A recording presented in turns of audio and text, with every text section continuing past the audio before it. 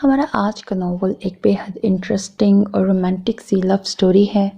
Novel revenge based है। Hero अपने father से शदीद नफ़रत करता है। माजी का कुछ इस तरह का सस्पेंस है जो कि आपको नॉवल सुन के पता लगेगा। वो अपने फादर से और अपने स्टेप ब्रदर और मदर से बदला लेने के लिए उनके लाइफ में अगेन 15 सालों के बाद कम बैक करता है और उनसे रिवेंज लेने के लिए वो अपने स्टेप ब्रदर की मंगेतर से शादी करता है।